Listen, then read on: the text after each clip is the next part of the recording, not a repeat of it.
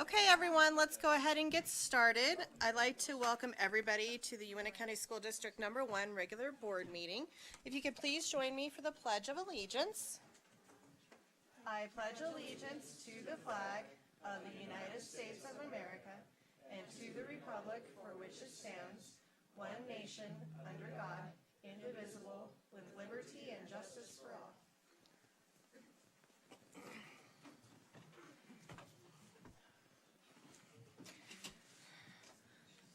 Okay, the first item on, hold on. Actually, I think that's the school. Is there a notification coming out? Uh-oh. You just got a text from the school? No, it's a call, so. Okay. So we'll ignore that. I apologize for the interruption. No, it's okay. It's the school. No, I'm gonna keep it. Well, I can't. I'm on call. Okay, the first item on our agenda is to approve the agenda. Is there a motion to approve the agenda? Actually, Madam Chair, do we need a second before I make the motion to amend? Oh, yes. So Okay. just checking. So Jenny. Second. Okay. Okay, and then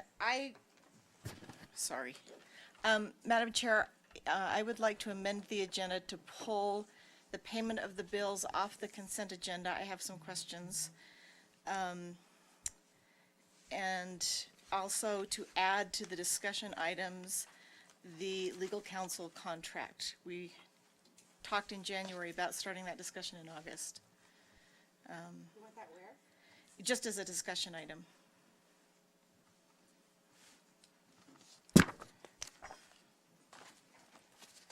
Okay. About the RFP or what we're doing kind of process. Okay, so any member of the board can request an item be removed for the consent agenda for discussion. So, and you wanted the payment of the bills as a discussion? Yeah, I just had some questions, but I can't do that if it's on the consent, so. Okay. We can just separate it as a different action item. Just put it as a separate action item, put it down on the action item. Okay. So that would put that as E as an action item. And then discussion D for the payment of the bills. D for discussion item though. Yeah, the So discussion discussion item, item D for the bills. And then the process to go out for RFP on the and then contract. E. That's under Okay. discussion. Yeah, that's under Yeah. discussion. Okay, so we have a D and an E under discussion. Now, you just have 4D and a 7E. Right. Because the bills we do have to take action on. We do.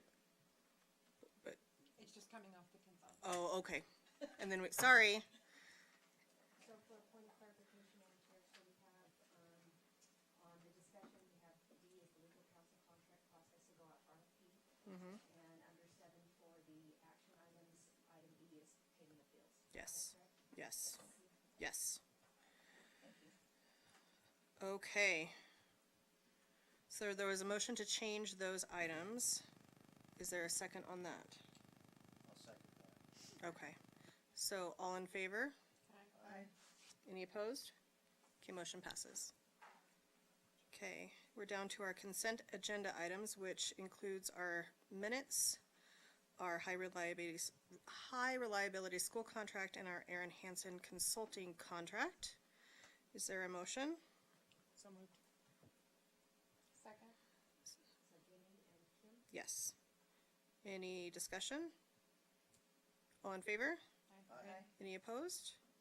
Okay, motion passes. We're on to our discussion items, which is A, security updates, controlled access and visitor management system.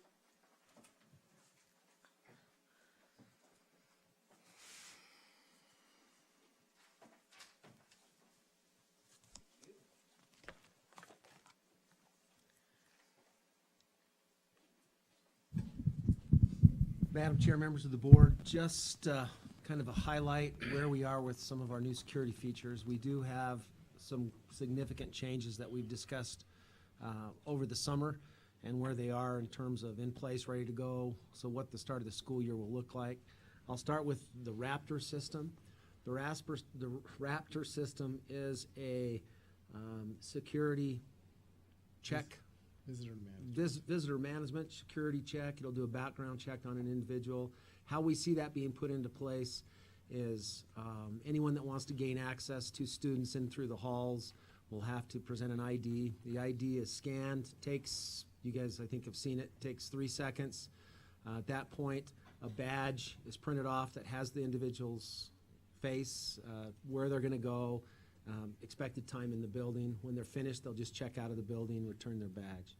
The Raptor system will do a national background check for sexual predators. It will do other checks if we ask it, and it'll also house any internal information we put in about safety notifications.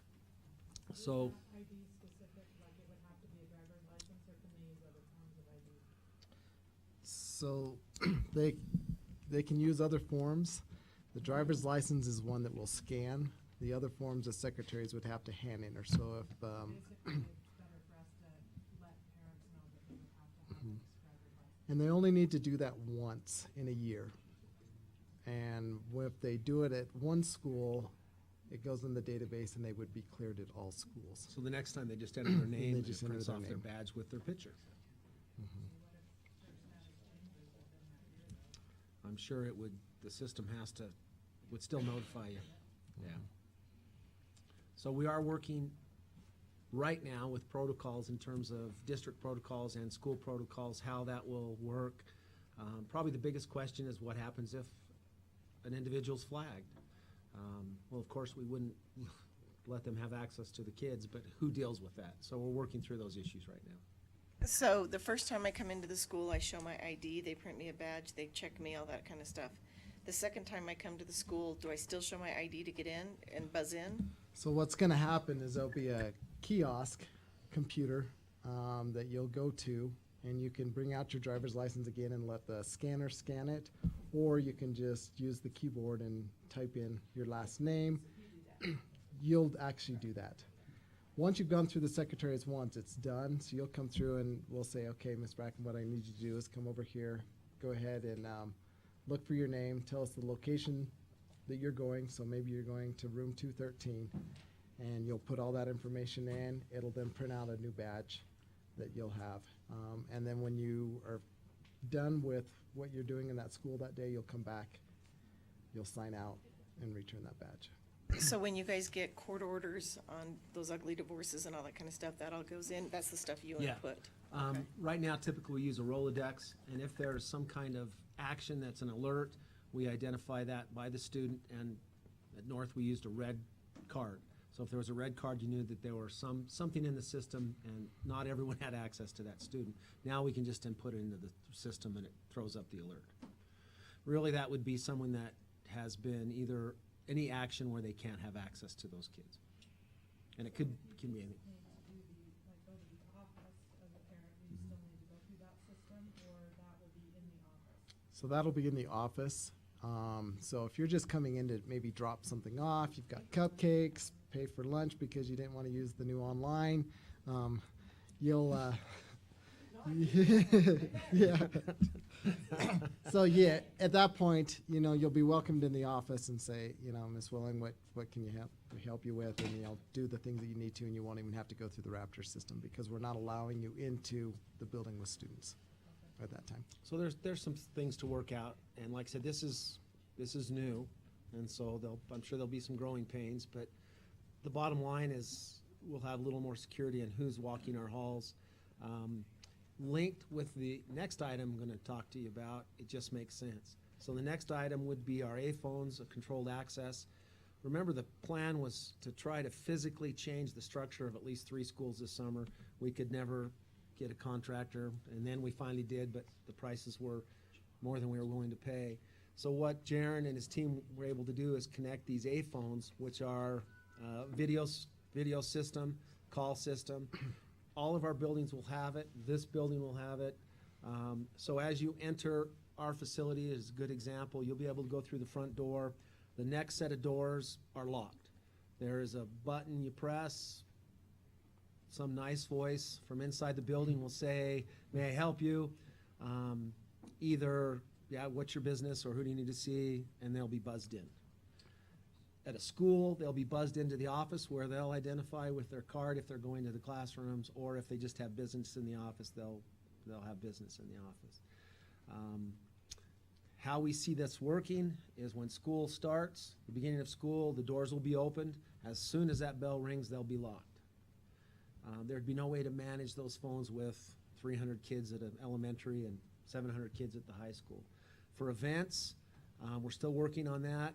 I can tell you, and someone tells me this all the time, when you go to Green River, you have to be buzzed in even to a 3 o'clock basketball game. And you know, I'm okay with that to control some of that. So that's where we are with that.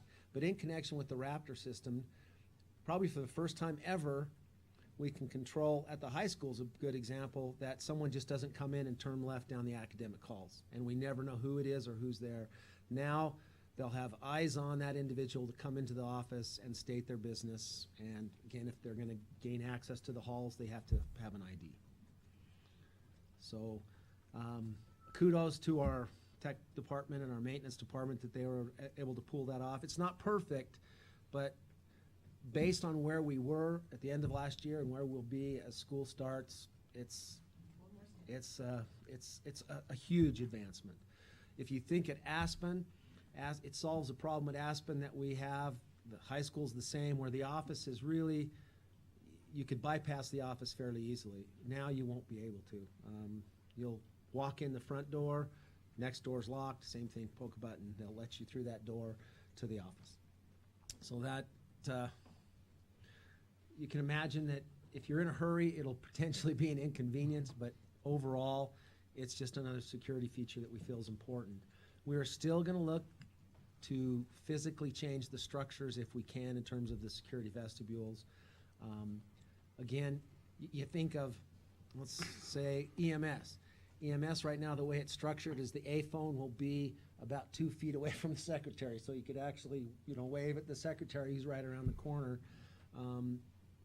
Doesn't make the greatest sense. Horizon is the same, they'll be right where the secretary is, but still there's a buzz-in portal that they'll have to go from one place to another. Okay, so for lazy people like me, confessed, absolutely, if there's a drive-through, I'm using it. Is that going to put more of a burden on people like your wife because I'm not gonna wanna go in the building and pick up my kid, I'm gonna say, send her out? No, I don't think so. We do that now, especially if we know who you are.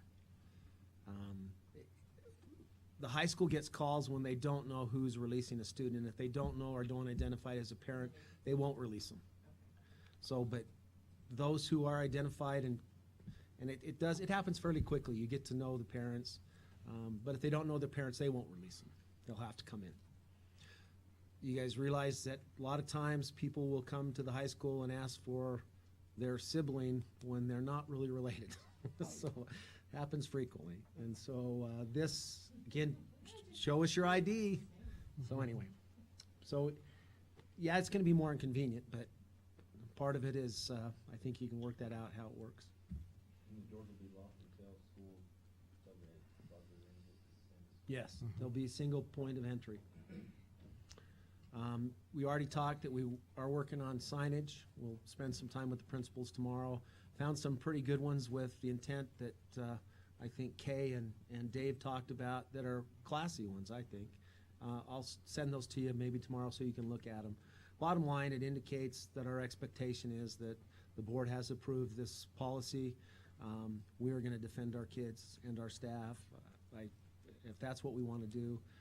They probably wouldn't be as big as some of the schools in Texas, but I think it's the message that our board wanted to convey. So I'll send you those tomorrow and give you some samples after the principals make some suggestions. The other thing that we'll do probably on every door is there'll be some kind of information about access. No admittance during school hours, authorized access only. That allows a teacher with a badge to come through that door, but it's not an entrance for the school. You have to use the front. We have several every elementary lets kids out the back to play for recess. So those can't be locked all day, but we can put on there that they're to be remained unlocked and use a badge to get in. So, we're working on how all that language works. They do. But if you have a big sign that says no entrance and we're going in and out, we need to make sure we have a sign that makes sense for everybody. And maybe it'll take more than one sign. So, I know the teachers are back this week, right? Yes. Have you had these conversations yet with them? Yeah. That's next week, okay. Okay. Yeah, new teachers today, but all teachers next week.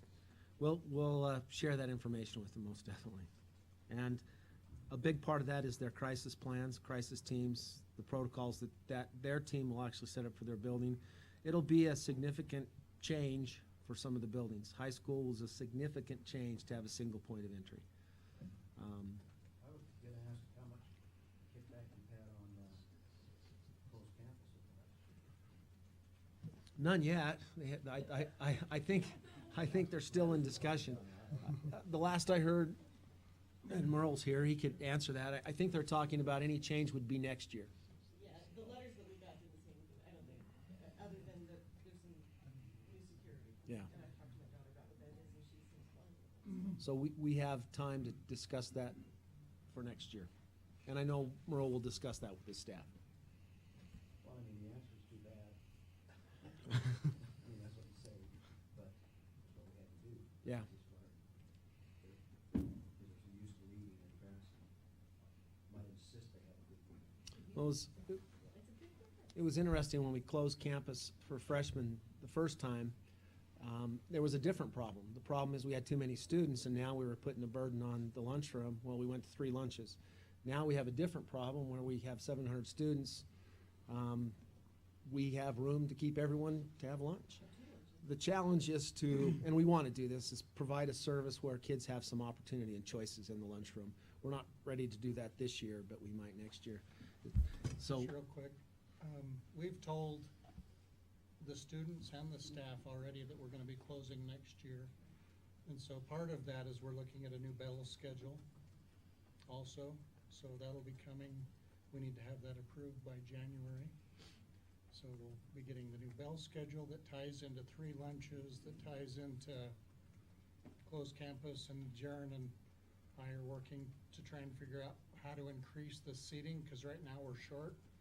And so we may have to remodel a couple of areas within the high school in order to facilitate the number of kids that'll be eating. the lunchroom was designed to seat about 300, which makes no sense to a school that was designed to have 1,000 students in it. And we have made some changes that potentially has reduced that a little bit, but, And the lunchroom won't fit 300. yeah.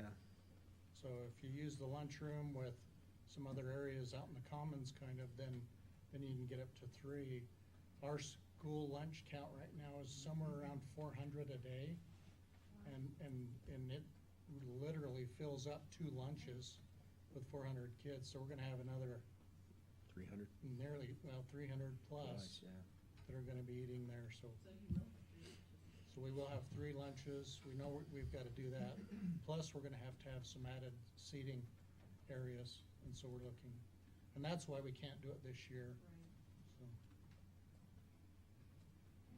I haven't had any real pushback yet, I mean, it's early, but everybody's like, oh, really? Yeah, that sucks, but, yeah. Well, but, I mean, you look at the freshmen, again, they're gonna say, okay, what's different? Yeah. Cause they've been closed, and so. And we told all the incoming freshmen that they would never see it, so when they came up for their orientation, we made that a point, so. So, the next feature to spend a little time on is the safe defense system and where we are with that. We were notified last week that they are having some problems getting the computer chips in. So it looks like we'll have the boxes in place, the actuators in place, but probably not up and running for when school starts. We were talking about a soft kind of start opening with that anyway, just because we don't want false alarms. We want to make sure the teachers are comfortable with them. It'd just be a little delay in terms of getting the finger swipes and getting the computer stuff set up, but the physical boxes. A couple weeks is all they thought. But you know, you've dealt with construction, what a couple weeks means. But so far, they've been great to work with. The training will still occur. That's on the 24th at 8, 10, and 12:30. So if you want to come and hit one of those 2-hour sessions, please come. Of course, everyone's welcome. Press, we'd love to see you. We've invited all the substitutes, so they're part of that, and our law enforcement and the fire department will be invited. 24th, Friday the 24th. Yeah, sorry. Yep. 8, 10, and 12:30, right? Yep. Yep. And that's all at Davis. No, EMS, thank you. There's only 2 schools, you think just 50% I'd get right. But EMS, so in the auditorium.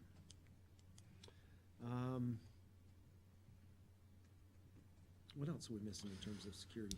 So let me just kind of quickly take you through an incident with, if something were to happen with all the things that we've put in place, how quickly things can then get resolved. So with our Safe Defend, as you all are aware, that'll be a finger swipe. So if a staff member swipes that, you saw the text message, it'll immediately be notified to all of the principals, principal secretaries, directors, superintendent, and then the police. I'm waiting on Sheriff Matthews to get me his deputies, but all of them will be instantly notified as to where this incident's at, what door, location, and everything.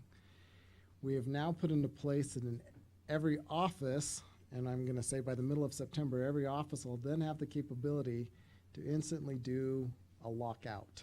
So if something happens at Evanston High School, all the rest of the buildings will be notified that they need to do a lockout so nobody can get into that building, and they'll have a badge access, or they can do it with a keypad and literally lock all of their doors immediately at that time. Then they can wait till the superintendent or the assistant superintendents have kind of instructed them as to what's going on.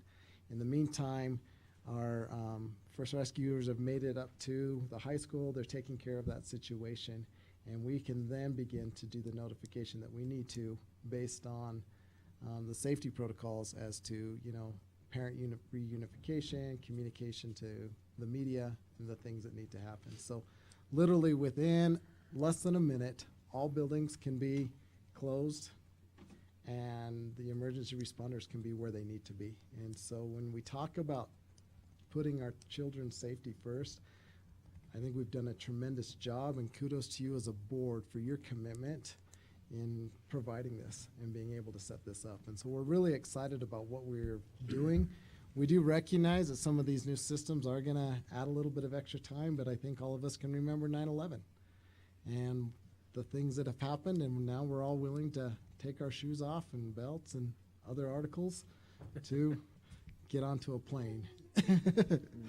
So recognizing that that does provide us a little bit of safety as we fly, these are the things that we put in place as a school district, which I think is tremendous. And so really excited about how all of these systems are going to work together. And then as our staff continues to work on their protocols within the building, it's going to be a really much safer environment for all teachers, staff, and students. And in addition to that, to make these work, as we've gone through the control access, the security systems, including cameras, those will be all updated by the end of September. So really the message needs to be, we may not have everything in place at the start of school, but relatively soon into the school year, they'll be up and running, which again makes sense to kind of go into this a little softly. So first day of school, not every parent can't get in through the A-phone system, but hope parents will be patient and supportive, and we'll be up and running, I'm sure, by the end of September on all these features. It has caused some inconveniences. We have a badge access problem at a couple of our schools. We haven't intentionally locked our teachers out. Everyone has been locked out, so we're working on that too, and they'll be resolved hopefully before school starts. Hopefully they'll call me before they call you on them. Any questions, concerns about the security updates we've done? I think Missed anything? I think they answered this in the Safe Defend presentation, but I want to make sure my memory is, you know, that it is what I think it is. once somebody activates with a swipe, it locks everybody else out from swiping, is that? Or can everybody, so you can get multiple swipes? You can get multiple swipes, but more than likely they're not going to swipe, because as soon as you swipe your finger, that's when that really loud strobe and siren goes off. And so Right. they're going to recognize something's happening. So hopefully the protocol for that teacher is to check their phone and or email to see where that incident is occurring, and then they take the necessary precautions, whether it's to, you know, secure all the kids and kind I of lock think- up, or, Okay. I think the first thing they do is lock their door, and Right. then they'll check their phone. And yeah. Well, So, yeah, I mean, Lock- okay. And lights, that'll all locks be- out of the sight. fear is Yeah. that you get confused because you've got 3 swipes in from different rooms, so. And you may, if you think about the worst case, if a gunshot goes off, you may have 3 teachers in that area all do it, which I guess either way, You that's kind of what we still know hope. it's So in that it's main- general Yeah. vicinity anyway. Yeah, Yeah. we want notification. When they hear it, we hope they react automatically and they lock their doors and take action. Okay. And as Jaren said, if it's at the other end of the hall, get out, take your kids and hightail it. Don't But keep each them. swipe also notifies 911, so. Yes. it will. And at that point, you know, they could potentially get 4 text messages that comes up, but they're already on their way. Okay. And that could also help our first responders know, looks like the individual started here and the last swipe happened here. So they're gonna now have an approximation of, wow, they've gone down the hall. So which door do we need to be thinking about securing more, or where do we need to go? And so So I think it could be beneficial for them as well. remember, part of that system is the idea there are tools inside that box. Right. So once they get secured, once they're in a place, they would swipe to open their box anyway. And get what they- To their get what they flashlights need. and their Yeah. batons and their whatever. Yeah, if they're gonna break a window to get out, the baton's in there, that kind of stuff. So there'll be multiple swipes, but I've never asked, how does that indicate for you guys? Right. But, I guess we can ask that question. We have a lot to learn with that system. We're Well, still like I said, relatively new. You know, as long as dispatch knows that you may, you know, that you may get multiple texts or multiple swipes or whatever. Oh, and just another update, we had spent this week with our principals in in-service and PD. The principals are committed for 1 hour of the standard response protocol training that you guys did in like 20 minutes. So every school will go through that roughly on the same day, same slide deck, same information, and it's good information. So that's also a part of their training that they'll get with the 2 hours of Safe Defend. So that's our update. Okay, great, thank you. Next item is our strategic plan, board and district goals.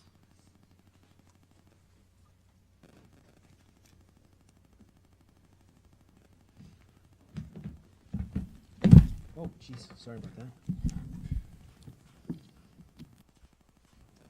Madam Chair, members of the board, we had this discussion at, we had this discussion at our retreat in terms of board goals. Just throw them up again so we can have that discussion. Throw them up. I gotta use, been using that, don't I?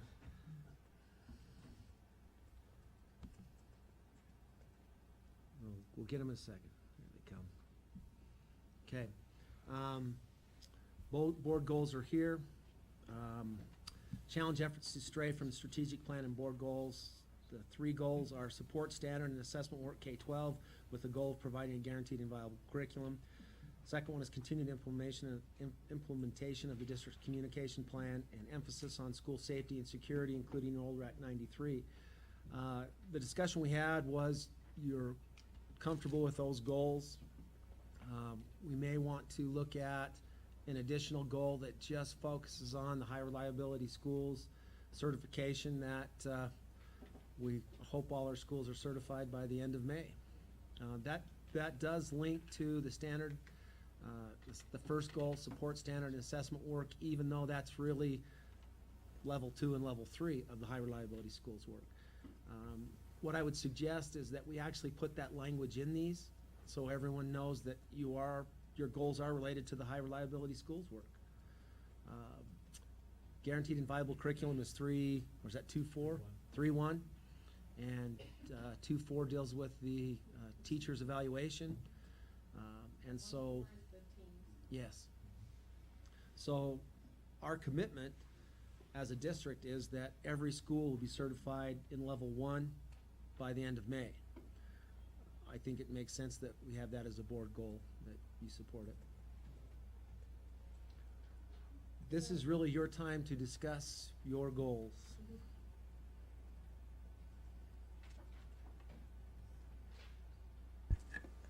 So I know, obviously, we need to change some of the school years. Yes. That'll get changed. I guess my only question, we talked a little bit at the retreat about the attendance and whether or not, we want to leave that the same. And then if our focus is on achieving level 1 by May, do we want to focus on more of the level 1 items than just the one? So I think that was the question that I came away with. Probably the best way to answer that in terms of the district goals, we're working on those with the principals, and where we are, Doug and Joe can help us with this, is the idea of level 1 is our focus, but there's no way you're gonna hit all those and ignore level 2 and level 3. Right. So we're still gonna focus on 2-4 and 3-1, so level 2-4 and indicator 3-1, because that's ongoing work. Right, And but it- what I was thinking, you still focus on 1-4 as well, but maybe Yes. you add 1-5, which is part of the communication as well, and, add a couple of the ones as well. Well, I think we're gonna add all of them, All the 1 ones through that 8. sit there. Oh, that's not me. That's a $5 penalty. Better turn back down. So that will be one of the changes, is we will add all the indicators in level 1. So we'll have, to get certified, we're gonna have to work on all of those, so you're right. But you guys are gonna be working on refining all of the District district stuff and bring that back to Yes, us, correct? For approval. After it Okay. goes to the principals, then the staff, then it'll come back to you for approval. The board goals are your goals. Yes, And I think, and that's on page 3. That's these right here. so staying on task and focusing, I know that everybody, I think, wanted to stay with the communication plan. The curriculum and the safety and, the stuff that we're doing.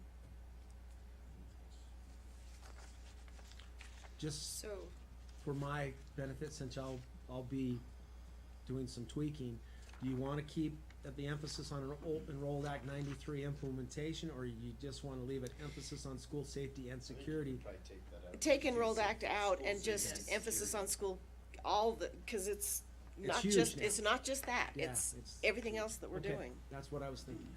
Yeah, just take that last part out and just do the first part. You okay if I add a 4th goal about level 1? About achieving level 1 by Yeah. May, yeah. Okay. yes. Any other suggestions? And what we did last time, if you remember, we put a bunch of them out up there and you guys voted and majority rules. But that's the ones we ended with, so. No, Nope, I I don't think think all so. of that covers Okay, everything. okay, I think we want to keep it. okay. And that's all I have for you. Okay. So, down to our WSBA Regional Roundup. It's more of an information item, but I put it on discussion items so you guys remember. Every year we go to the fall roundup, and last year it was in Green River too. And so really we need to leave like at 4 o'clock. And this is an opportunity to sit with, Rock Springs, Green River, Lyman, Mountain View boards, and they talk about the agenda for Wyoming school boards. It's always about the same time of the year. We take a suburban or 2, depending on how many want to attend. So we'd leave from here at 4. It's from 6 to 8. They'll provide a light dinner, and then we'll probably be back at 9:30, depending on how long-winded they get. But so just to put on your calendar and let me know, let Sherry know. It's a Thursday. First week of school. So it's a very, very good meeting, and you get a lot of information from other school districts around us and really kind of learn some of the things that they're struggling with too, and really brainstorm ideas. So I would, support anybody who wants to go. If everybody could go, that would be wonderful. But unfortunately, I'm unable to attend this year. So Yeah, it's a great opportunity. I went last year and found the roundtable discussions with the other schools helpful and informative.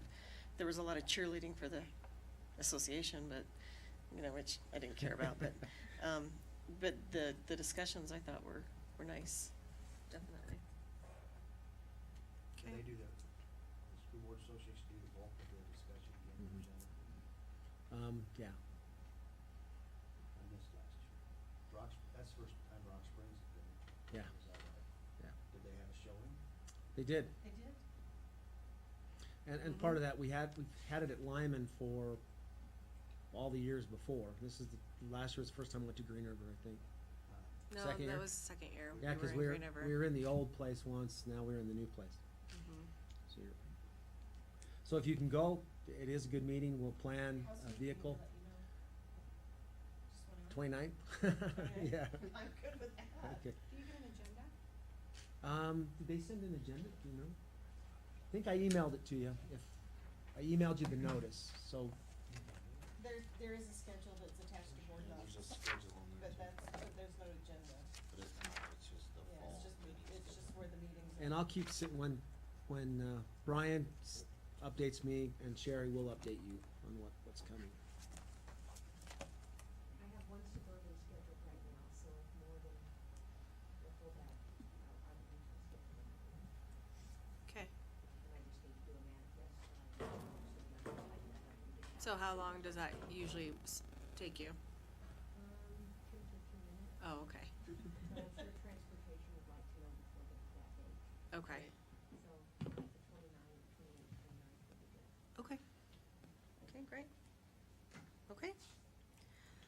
Okay, next item on our discussion item is D, which is legal counsel contract. So I guess I requested it, I should start. Probably. So I know that, in January, when we approved the current contract, we talked about going out for an RFP, that yada, yada, yada, starting in like September and October and starting the discussions in August. So, I had some questions and I, wanna maybe propose, this is about, do we do a request for proposal, or do we do a request for qualifications? And I'll explain the difference, and maybe do a little bit of a paradigm shift of how we do it. So my first question, though, for the superintendent or whomever is, on the insurance carrier, I know, for the entity that I represent, when we get, our insurance coverage covers outside counsel for whenever we get sued or need to sue. And so I don't know I don't even know who our insurance carrier is, I don't think. Is it? We have American Alternative, although Tegler is our Broker. broker. So the bill, because I saw the bills from Tegler, but I wasn't sure who the insurance carrier was. Yeah, so they go and then they pass that on to, so in years past, it's been Blackfelder, and American Alternative has been for the last 5 And years. does that coverage include There- the there- outside counsel kind of things for when we get sued? There is as an insurance rider, Right, but, we don't have to use that there. okay. Because like I say, I know that when you're with the Wyoming Local Government Pool, that's automatically part of that coverage, and so I didn't know if we have some insurance coverage, and that if when we go out for this new contract, we want to distinguish that of when we use the insurance versus when we use the attorneys, because I know we're paying for both. So, if we've got coverage we've already paid for, maybe we want to use that. That was just sort of food for thought. In terms of costs, I did go back through, and just looked at the historical costs on an annual basis over the years. The only thing that's on board docs is from 2008 on, so we had 5 years of Harris and 5 years, 2013. 5 years of Phillips, and I have those if anybody wants to see those. And I guess my question is this: I know that the current contracts and probably the previous contracts talk about a retainer and then an hourly rate once you use up your retainer. But for us, when we do these, and I know the city does this the same way, we don't, you could go out for a request for proposal and get bids, and you look at the lowest bid and, that kind of stuff. But what we do is we set a flat rate. It's a flat fee rate, and instead of asking for proposals, we say, okay, here's the contract, here's what we expect you to do, and that's where the insurance comes in. Do you do this, do you not do this kind of thing? And here's the flat fee that we're gonna pay, no matter how many hours it takes. It may be 20 hours a month, it may be 100 hours a month, it may vary. But here's the flat fee, and we want the best qualified candidate who's interested. And then you get applications from qualified individuals, and you review those qualifications, rather than looking at a lowest bidder. And what we found is that you usually end up with a really high caliber of representation by doing it that way. And with our budget concerns, you have a fixed rate that you know what to count on. And so that was really my question, is which one do we want to do? And I think, the costs in the last few years have been really, really high, but we also understand that there was litigation. But it would be really nice if we could maybe fix that. I think the other thing that I know some people do is they actually have a contract where it's a full-time job. It's a contract job, so you don't pay the benefits, but you pay a flat rate for a contract job. But it's a full-time job, and that's what they do, and it's a full-time attorney. And we could probably look at that too, if we think that there's enough work to do that. So I guess I just wanted to throw those things out. And like I said, I can share what the costs were if anybody wants them, but I think there are advantages to doing request for qualification or contract employee versus request for proposal. I never even knew that was a thing. I hope I explained it well enough. When we went out to bid in 2013, you're probably aware that that's the first time we went out to bid in 15, 25 years. So it was a learning experience for us. The way we did it is we had some expectations. We included as you mentioned, a retainer, which we hadn't done before. I think all of us were a little unsure how it was done before. It just kept renewing, and we wanted a little more involvement, maybe something a little different. In terms of the RFP, it definitely had qualifications, but it did have a structure based on what happened from 2013 and previous, where we didn't have a lot of litigation or a lot of action. Right. Since 2013, things have changed, and I think education in general has changed. The service that we've provided, I think we've been provided, is excellent.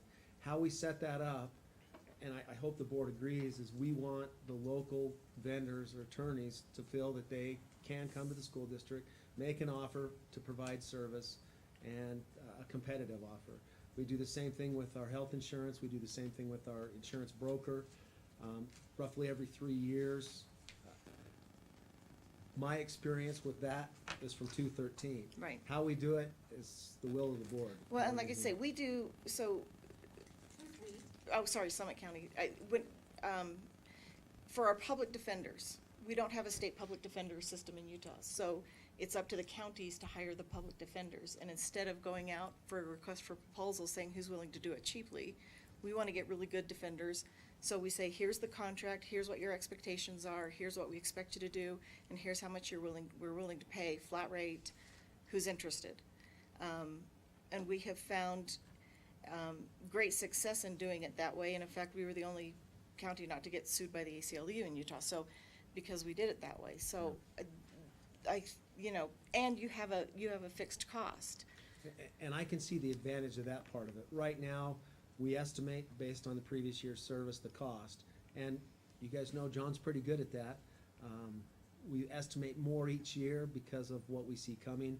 You guys realize that Evanston Middle School was a huge expense for us. Absolutely. And an unknown. Who knew that was well, we should have known after about the first week. But Well, and that's why the insurance question came in too, so. What I'm getting at is what I would hope is one day I would hope we get back to where we were before 2013, where the retainer is what we paid. So the retainer is what we could budget. But I don't know if we'll ever get back to that. In terms of setting a cap and saying who'd be willing to do this for, let's say, $50,000, that's kind of what you're talking about. Yeah, that's what I'm talking And then about. give us your qualifications to do that, and what will it provide? No, you would have you would have a 2-year contract that said, you are our person, and we're paying you this flat rate, And if some month, if it only takes 10 hours a month, you've just got a bonus. If it takes 100 hours a month, well, we get the benefit of it, but it's a flat rate. It's kind of like what the city does with their attorneys. They say, we're paying a flat rate no matter how much time it takes. And, it sort of fixes that cost, and then they ask for the qualifications, and you go through that qualification kind of function. So, Well, and how we did it, those that were on the board in 213, is we actually had those who submitted proposals present to the board, and then the board chose from that presentation, based on the standards we put from the RFP. right, because you're gonna have those. So really, to me, I guess I don't know which way would be better, which way would be worse, but what I want to be able to say is we're open for quality service, and those who are willing to provide quality service at a good rate, put a proposal in, make a bid, and the board makes that decision. I don't want to cut anyone out, local individuals out. No, I want I would fully expect that Mr. Phillips and his firm would be part of this, but that's the question is how do we want to do it? Do we want to continue sort of the way we've done it, or do you want to do a little paradigm shift and do it this other way that may, in And we can these do some research, I just see type how budget other years, maybe that's the way to do other it. districts are doing it. You guys realize, I was a school teacher, but in terms of developing an RFP, we went to a firm we trusted and asked to help and support us. John and I put that together. John's put many of the RFPs together since, using that model, is what do we want, how do we want to do it? And then the board has to approve that RFP before we send it out. Yeah, and see, I So- would call these RFQs because Yeah. but yeah, the same kind of concept where you say, Yeah. okay, here are the parameters, Yeah. who's And interested? The parameters now are very different than they were in 213. And so I think to get the service that we need, we have to do something different. And that's really the expectation. To me, that makes sense. Then let's set a max that's based on the last 3 or 4 years. and Right, I then mean, go with we that. can get an idea of what that is gonna be, set a max, and like I say, but we can also say that, if we get A, B, and C, that goes to the insurance, we'll make claims against the insurance, or, if we have that option. It'll be interesting, and again, if it was me bidding, if I'm gonna work 20 hours a week or 60 hours a week for the same amount, I wonder if all local attorneys would be willing to do that unless we set the mark at a reasonable amount. Well, and I think that's the $1 million question, Yeah. not $1 million, but, but I did, That may be a little yeah, high. that's a little high.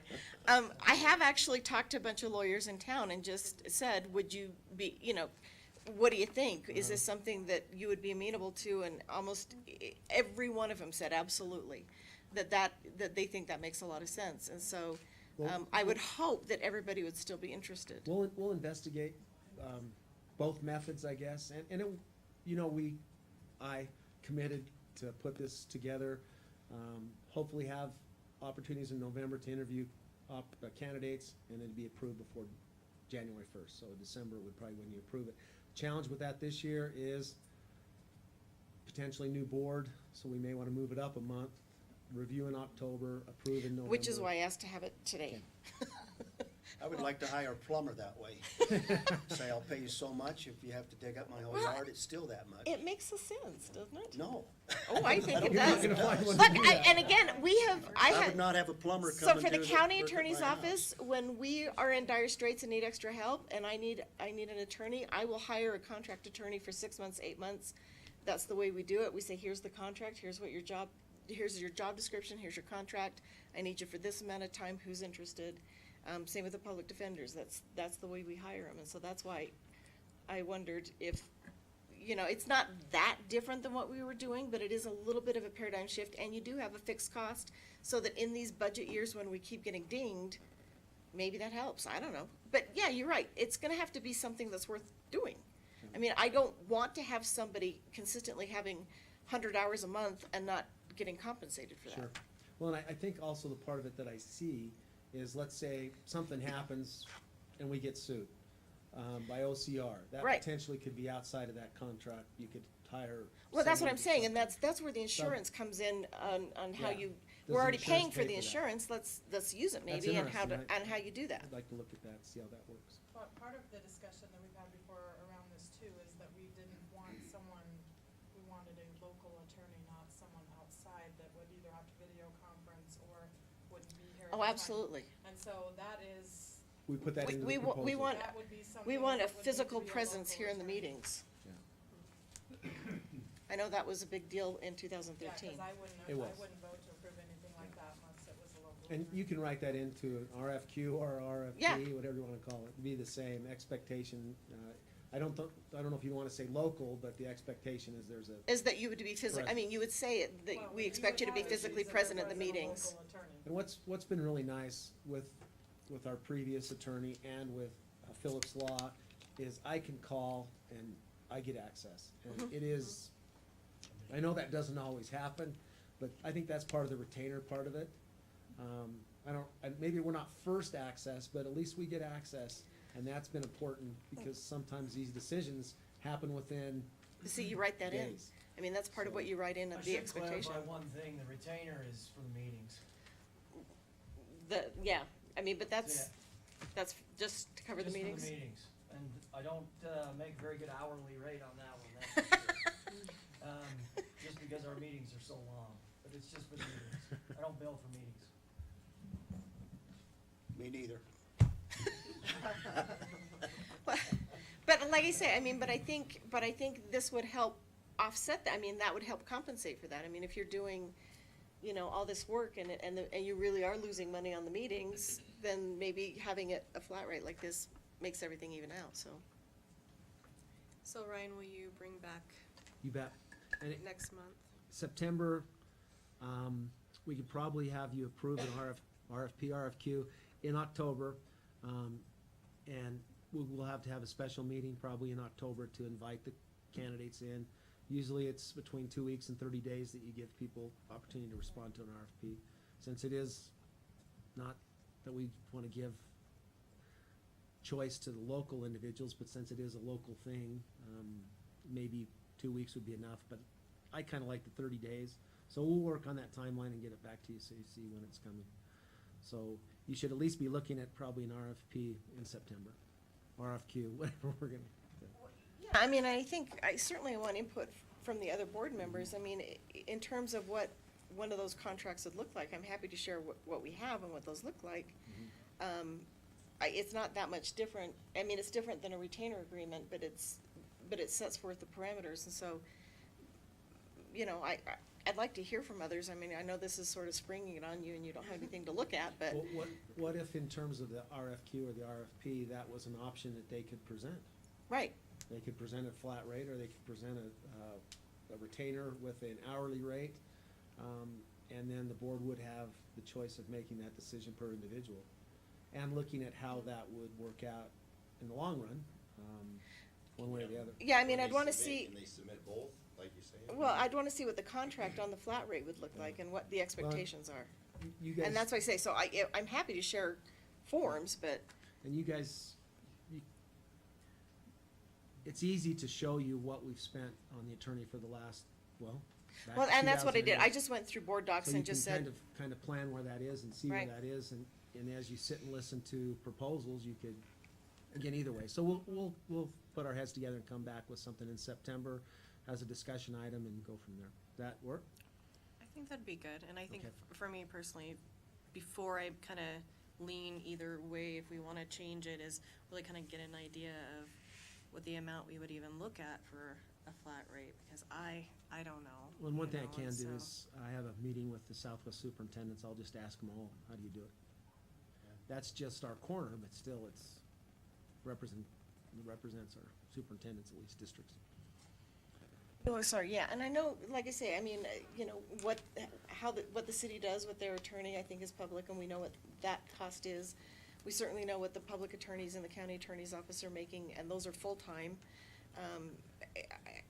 They're probably underpaid. I don't know that that's the model to use, but I mean, I think that we have a way to kind of look at what that would be and a realistic number of hours that Jeff puts in, and, knowing how much work that really is and what that would be, and kind of, I think we can get there. Kim? The cities is confusing though. If you look at the newspaper, they got 3 of them in there, and they're all different charges every 2 weeks. Sometimes it's $8,000. Well, and sometimes that's, it's 3. yeah, and, yeah. So I don't know that they have a flat rate. I mean, I think they just do it. Cause there's 3. There's some that are, I know there's one that's flat rate, and then I think there's others that are not, but I'd look, yeah. It's confusing. Okay. Okay, let's bring it back and talk. Okay. So, down to school reports.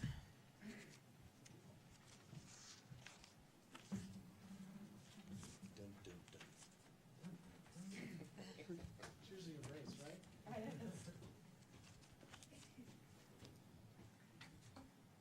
So, Madam Chair, members of the board, I wanted to kind of quickly give you a little bit of information about our new online registration and online fees and how that's gone so far. So, as you may recall, last year you approved that we kind of were able to move things more paperless, and we put things in process. We were able to finalize everything with our online fees. It was probably late June, early July, and finally turned those on the 1st of August.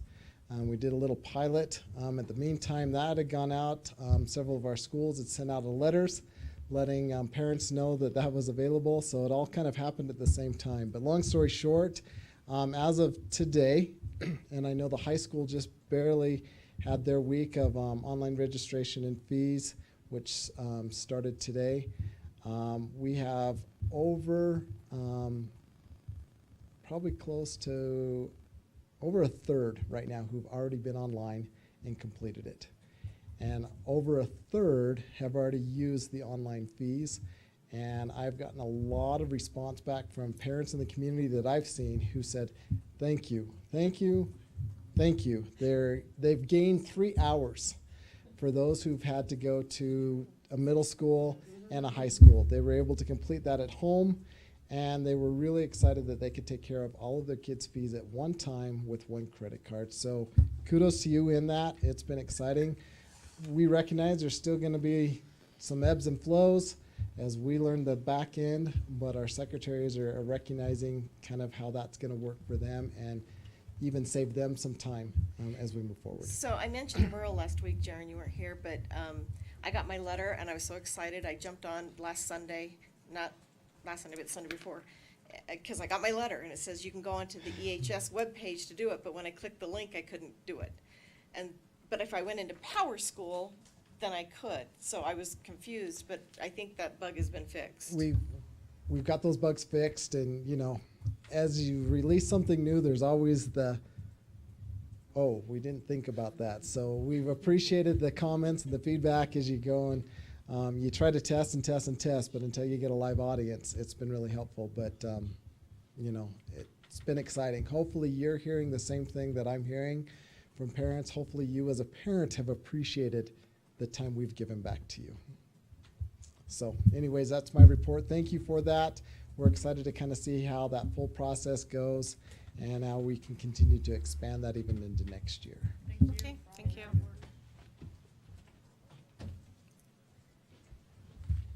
All right.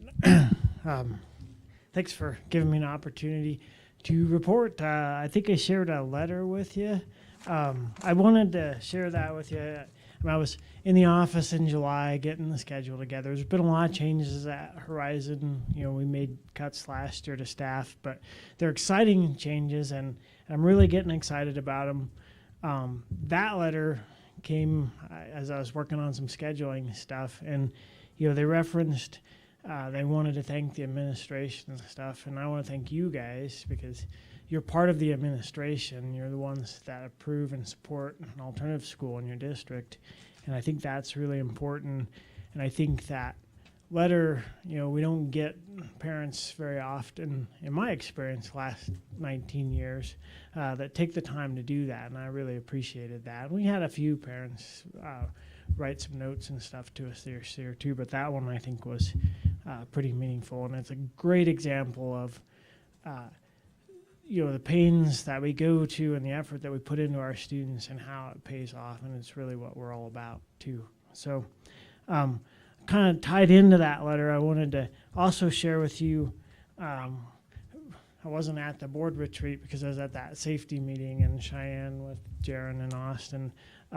I represent the alternative schools in the state for the Wyoming Association of Secondary School Principals, and I helped kind of organize the summit down there. That's part of the reason I was down there. And I did speak at they had a listening session there, a federal listening session. I think there are only 4 of them in the country. And I did speak for 5 minutes. I'm not the most eloquent speaker. I did my best to try to put a plug in for the district, because I am very proud of all of the efforts the district has put together. And I don't think Evanston gets out there quite as much as everybody else across the state. And so I think that it's important for me to kind of share that message and all the good stuff that we're doing. One of the other things I was doing is advocating for the alternative schools, because I do feel across the state that the alternative schools are part of that overall safety plan too. When you look at school climate, that's really what we specialize in, and we focus on the smaller class sizes and stuff. And we do meet the needs of a unique audience and a certain audience or students, I guess, and that's what we're all about. And I think those districts that have the alternative schools are fortunate that way. And I just kind of, we don't often think about that in terms of how alternative schools are used. So that was the message I was trying to communicate down there. I don't know if it got communicated. But in the summit, there were a couple focuses. One was on school facilities and all the things you can do to harden the facilities. The other one was on mental health, behavioral health, school counseling and stuff. I attended both and participated in both. I'm excited to report this year that we have some counseling services, some regular ones that are in place, which are awesome. I'm also excited to report that we're working on a kind of a new behavior citizenship reporting thing that will be separate from grades, but it's a way for us to provide feedback on that. That'll be through Power School, and I might be able to we're going to kind of pilot a system that way with our students and see how it works out. Also excited to report that we're going to put a little bit more emphasis on the career technical education side of things. We have probably one of the best programs in the state as far as the size of alternative school that we have and what we're able to offer as far as career technical ed classes. And one of the things that I learned at the end of the school year, the accountability system for alternative schools is a little bit different than the regular schools. We're still held accountable to the regular schools, but we have another system. And one of the indicators, it goes for all schools, to demonstrate career college readiness is completing a 3-course cluster of CT approved or Perkins approved clusters. And so we're going to put a little bit more emphasis on getting students through one of those clusters in the next few years. So we had a few students do that this year, and I think it's an attainable goal for all of our students. So excited to do that, and I think that I wanted to give you a heads up. I think there'll be an article in the paper about one of our CT teachers that's new this year and kind of linked into these clusters and stuff, the culinary arts teacher. She's super excited. And then we have some other offerings too. So lots of good stuff. And I'll close with, I know you're all super busy, but we do have an open house Thursday, August 23rd, a lot of open houses. But you're all very welcome to stop by anytime, 5 to 7. And you're also all very welcome anytime you want to stop by the school and see what we're up to. If I have time, I'll take you around. If not, we'll schedule a time to do that. Thursday But the 22nd or 23rd, Friday the 5 to 7. Thursday. Thursday. Isn't it this Thursday's the 22nd. Thursday? Did I get? It's It's this Thursday, Thursday. 22nd. I probably got the date wrong Is it? on I that. thought it was, Thursday's the 23rd. I thought it was, It's okay. Wait, I have the date right. I thought it was this Thursday. Okay. That's what my calendar says. Here we go. I would have said 5 to 7. Anytime from 5 Oh, to I got 7. that wrong then. Bye. Okay. Okay. So I will thanks change again that. for supporting Horizon. Thank you. Thank you. Are we on August 2017? No, I got an email saying, I thought it was like this Thursday, so. Or was this? Okay, anybody else want to share tonight? We haven't started yet. Your brain is not turned on yet. Next month is. I get it. Next month you'll see us racing up. Tonight we're okay. Okay. It's okay, we did talk about limiting it, so. Well, as far as students coming in, we have 28 new students at North. Wow. We have some leaving, but there are 28. Some of them are transferred from other schools, but the majority of those are new to our district, so. We'll take it. Okay. Okay, And I can thank, say over half of our students, parents have registered online. Wow. Not without a lot of help of the secretaries within the school, because they make themselves available to be there, but we've got over half registered, so. okay, wonderful, thank you. Okay, let's go ahead and move on to public comments. Is there any public comments tonight?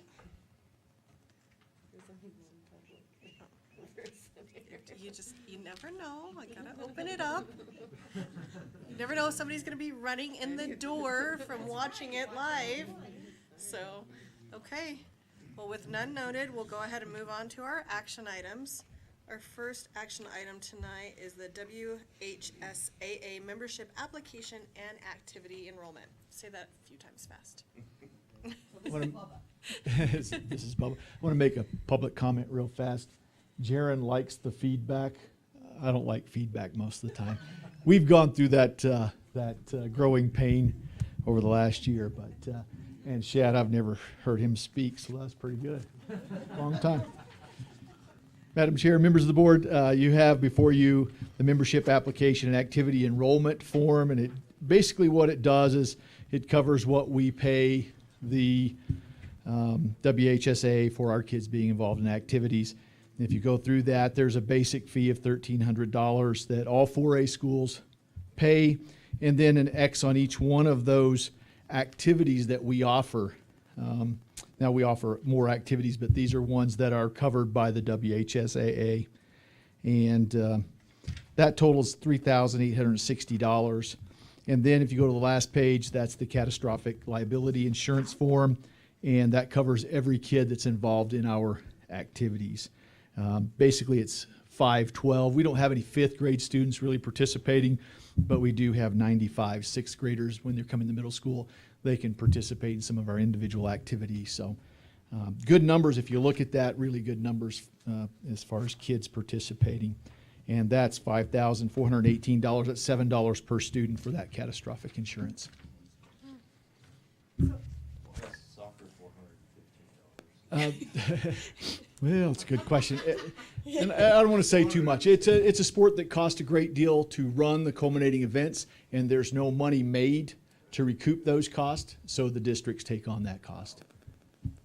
And I know that we're 3A some, 4A some, we're still mixed, right? Where we're one 3A sport and the rest are And the rest 4A. are 4A, so that's, Right. they just lump us into the 4A Right, for we're everything. still part of the 4A group. Okay. That was quick. Okay, thank you. So, Madam Okay. Chair, I would make a motion to approve the Wyoming High School Activity Association thingy. Second, contract, whatever you wanna call it, payment. Membership application and activity Yeah, that enrollment? Okay, so was that second by Jenny? Yeah. Okay, any further discussion? All in favor? Aye. Any opposed? Motion passes. Okay, down to our equipment excess.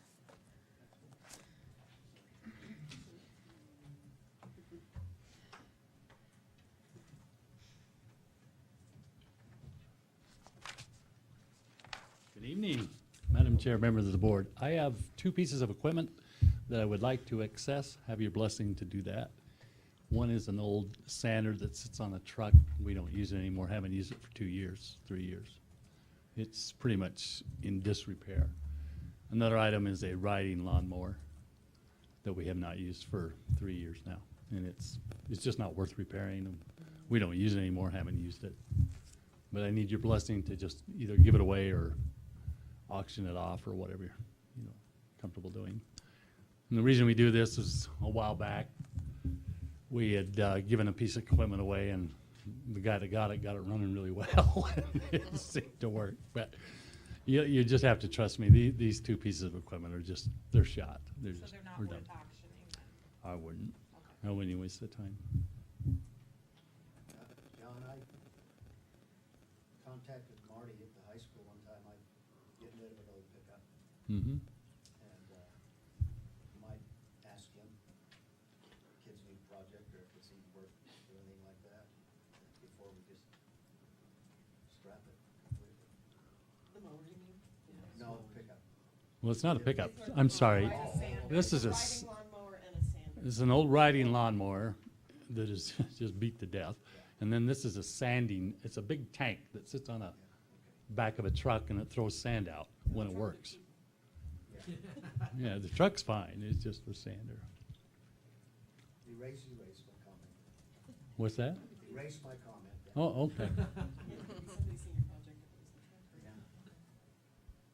Okay. That's all I've got. Any questions about what we've done this summer? A lot of construction been going on.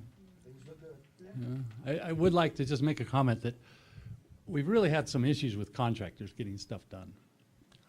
And, it's one thing, we gotta find the money to do it, then you gotta find the contractor to do it, and then try to get the job done. But I was able this year to actually hire our own staff, and they're actually teachers at Davis Middle School, plus they brought in some of their other teachers. And they've done about 3 or 4 major projects for us, and they did it damn well.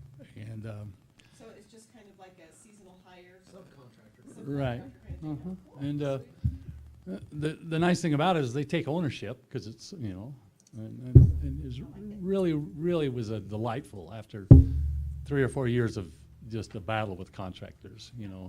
We had our own guys, they did some stuff, and it really worked well. And so I'd like to give kudos to Brent Payne and Randy Barker of their siding company.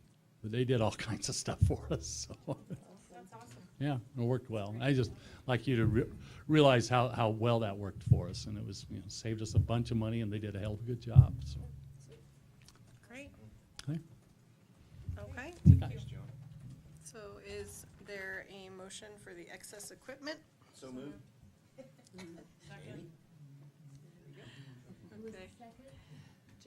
Jenny, so we'll do Josh and Jenny. Any further discussion? All in favor? Aye. Any opposed? Okay, motion passes. Okay, so we have the DERA grant award, permission to proceed. Madam Chair, members of the board, I'm George today. George is actually out representing us in the States. So this is a fortunate opportunity for us. If you remember, we had some significant changes to the Transportation Department budgets.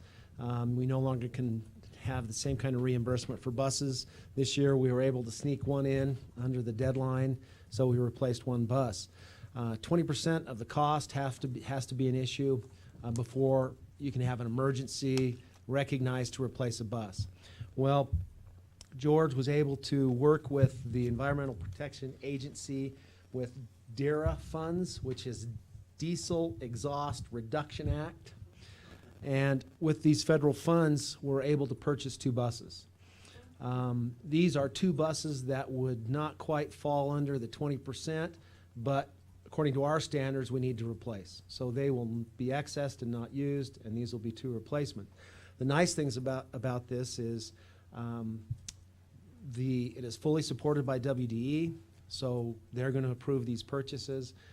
It allows us to have some of our reimbursement, but the federal government pays a large chunk of these 2 buses. So we're very fortunate. It's kind of unique. We've never come to you before with a request to proceed, but because it's a federal contract, we need to have permission that we are pursuing this grant. When the grant is final, you will approve the purchase of these buses. So you'll see the final contract. But George just needs a permission to proceed, yes. Okay. So moved. Okay. by Josh. Any further discussion? All in favor? Aye. Any opposed? Motion passes. Proceed to apply. Thanks, George. Yes, you're welcome. Okay, so down to action item D, which is personnel. There's a resignation. Come back here. Madam Chair, members of the board, we hate these resignations in August. They're tough. We recommend that you approve the resignation of Margaret McGee. Margaret is a SLP, which is a position that we probably will not be able to replace at this time of the year. So Matt is scrambling with some other, Director Williams is scrambling with some other options, and we'll get it taken care of creatively. And if we get an applicant, we'll move forward on that. It has been posted. If you recall, several years ago, you passed a resignation after the contract date of May 15. There's a penalty.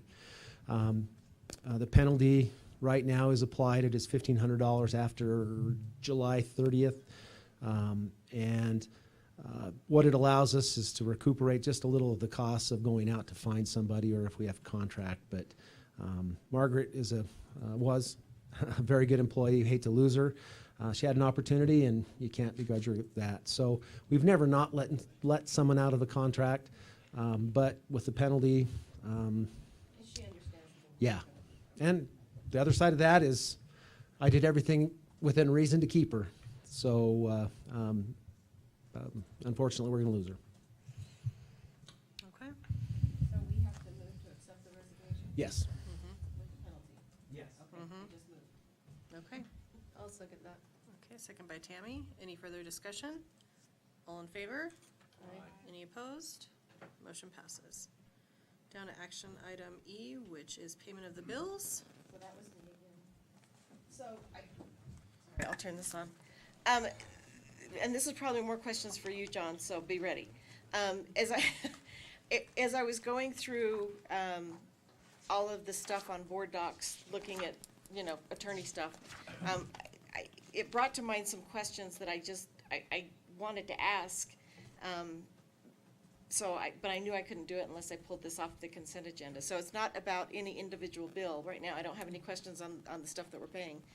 But I did have 3 questions, and the first one was, I noticed that we approve the payment after the payment's been made. We're after the fact. So what happens if we decide not to approve something, but the check's already gone out? Okay, so in most instances, there are some exceptions. City bills, I think, they go out Right. ahead. We do have personal services, audit fees and things like that go. If the board were to go, then we'd have to go and say, hey, the board has, Give us our money back? yeah, and then that would be in dispute. On that. So, Bobby upstairs with AP has a large packet of kind of the listing of that. But there are some exceptions that are kind of date sensitive, and, so personnel services. Well, and we only meet once a month. I get That's that right, you guys yeah. still have to have ongoing business when we're only meeting once a month. But, so I get it, but it was what if, Yeah. What if we had- Cassie abstains from Two Guys Flooring, what if everybody else said, well, we're just not gonna pay it? What would do you have to get the check back? Yeah, so it would have to be a thought. How we're gonna do that. I don't know if we have a process for that. Anyway, just, Yeah. sorry. Well, we do have, the bulk of AP goes out the next day, After we approve. after we approve. Okay. Like I said, we have some exceptions, utilities. The stuff that's time sensitive that we're not gonna get to. Time sensitive, and usually when we're dealing with, like when we had our, actuaries, things that, personnel services type Right. things. That those usually go out, we don't wait for that, as professional services. Right. Rendered. Okay. So question number 2 is that I did notice that on board docs, oftentimes, you have the financial reports and then you have all the warrants that are reported, all the checks. But sometimes there are pages missing. Like last month, there were 3 pages missing. Page 9, 10, 11 were missing. Okay, So, call me, but there's a lot of them. And like, there was one year when there were 2 whole months where we didn't have any warrants at all shown on board docs. okay. So I just wanted to bring that to your I will- attention. I will talk and things, but yes, please talk to me, you know, if there's something there you go, oh, hey, I'd like to see the detail on X, Y, Z. That's the next question. Give me a call and say, hey, can I see this ahead of time or even after the fact? It doesn't matter, you know, I can pull those, Right. and we can segregate those out so that you've got the information. Well, and that was the next question, because I know I did notice over the years that they have been presented in different formats in different ways over the years. I'm assuming that's software affiliated, depending on who were, you know, what software we're using. Some obviously had more information than others. Right now, it's just a list of the warrant number or the check number and the vendor, but there's no other information. So I didn't know if this was something that, and maybe Jared needs to weigh in too, it would be awesome if I could, you know, just hover over or click on the warrant number and an explanation box came up and I could figure out what that is, or you probably can't have the actual invoice, but it would be information that I'd love to be able to hover over whatever that warrant number is and say, what's this for, and get that information. That's an extract out of our accounting software, that blue. Well, thing it is looks like a not- hyperlink, but it's not. It's not a hyperlink. But I want it to be. As I extract it out of there, or have my Okay. staff extract it out of there. But if there is something, you know, give me a call, you know, anyone, and, you know, I don't have any problem with that, and we can get those out and say, okay, here's what that is. But these go out to the public as well, so that was Yeah, sort of part so of the this- transparency and, Yeah, this is kind of in preparation as it goes to the newspaper. okay, So, that was it. okay. Sorry. So, sorry, I just knew that I had to pull it out to ask the questions. Just clarification is we used to wheel down a file cabinet that had all the back information on those. No one's asked for a number of years. They are available, all you need to do is ask and you can see all the back information for these issues. Yeah, it looked like a hyperlink, and so I kept clicking, and like, why It won't is. When it's I wanna attached- see what this is. When it is attached to the system, it is a hyperlink, it's just when we pull it out of that to scan, Okay, it loses that, so. okay. So, Madam Chair, I would make a motion that we approve payment of the bills as presented. I'll second that. Okay, second by Tammy. Any further discussion or questions? All in favor? Aye. Any opposed? Okay, motion passes. Okay, down to board roundtable. Who would like to share tonight? I have one that I remember. So, and it has to do sort of with Shad. So I just want to, again, say kudos to the superintendent. He is now a Twitter bird. He tweeted out a picture of Shad at the doing his speech. I don't know if you know you got tweeted, but you did. And And Shad, it was if you haven't watched it, it was really good. I think, I was very impressed, not just because I know Shad, but the message was very clear, well-spoken, and he represented us very well. so thank you for listening to us, and thank you for getting out there on Twitter. Wait till you see him tomorrow. All right. Oh, yay. I just want to share that I actually received the letter, the safety letter today in the mail, and I actually read it. And I wanted to just tell everybody that it was very good information. It was very well put together, I think. It was very thorough and precise, but still gave enough information, but invited people, I think, to still ask questions if need be. And so I really did like the letter that went out to the public. I would just like to thank all the administrators for being here tonight.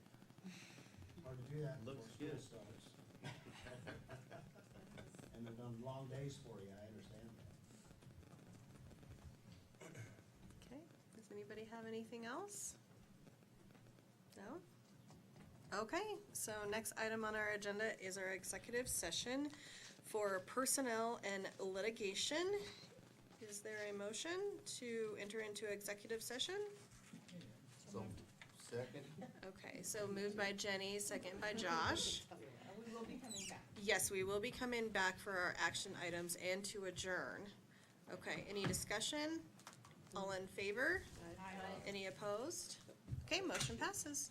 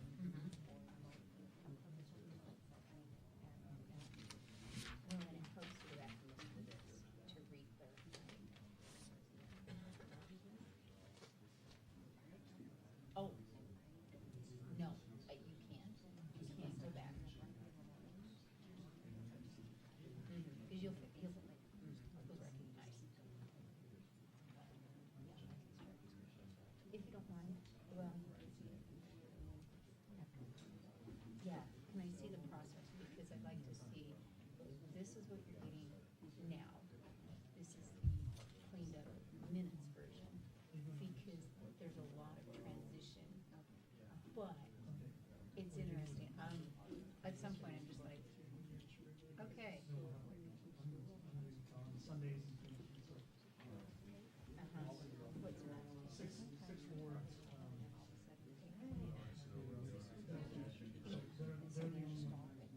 Yeah, they start kind of sidebar.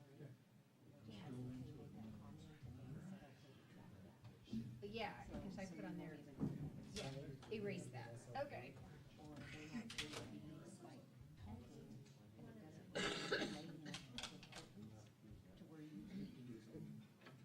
When I find the emotion, I'll put first and second.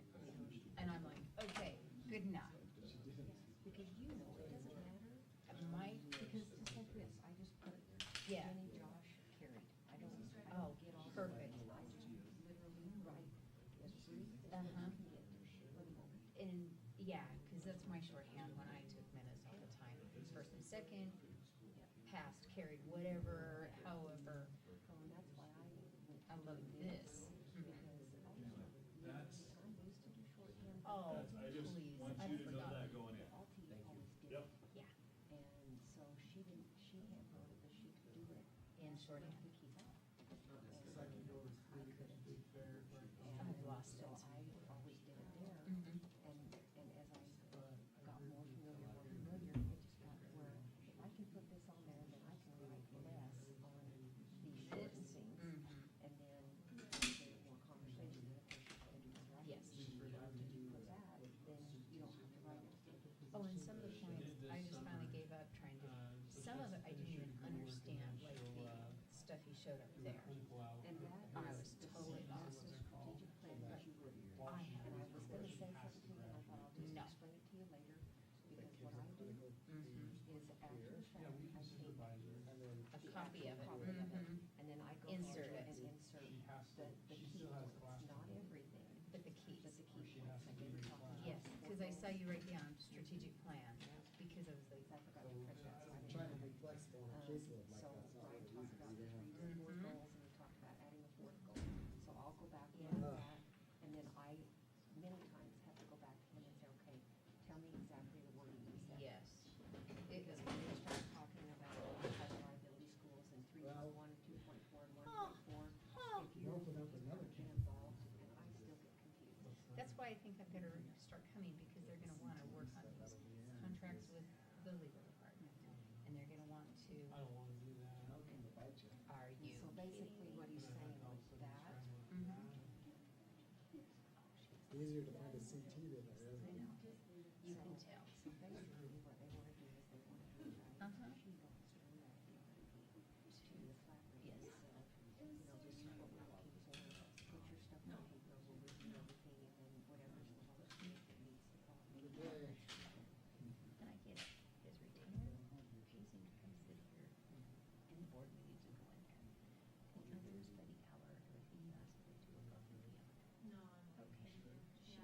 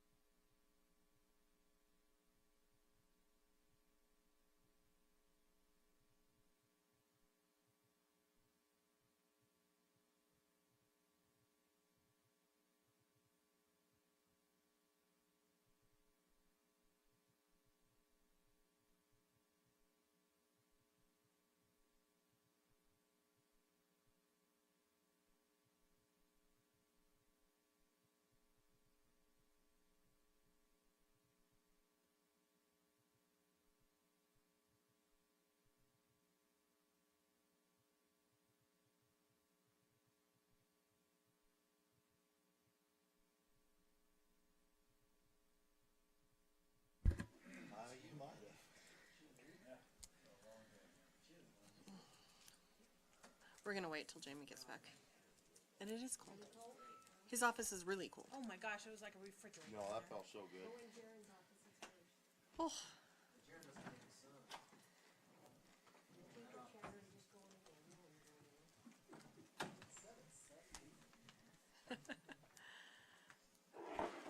Okay, now that we're all back, is there a motion to move back into our regular session? So moved. Okay, so first by Jenny, second by Kay. Any discussion? All in favor? Aye. Any opposed? Motion passes. So down to our action items. Action item A is to approve the concealed carry. Madam Chair, I'd move to approve the concealed carry as discussed in executive session. Second. Okay, any discussion? All in favor? Aye. Any opposed? Motion passes. Okay, without anything else on our agenda, we'll go ahead and adjourn. Thank you. Thank you.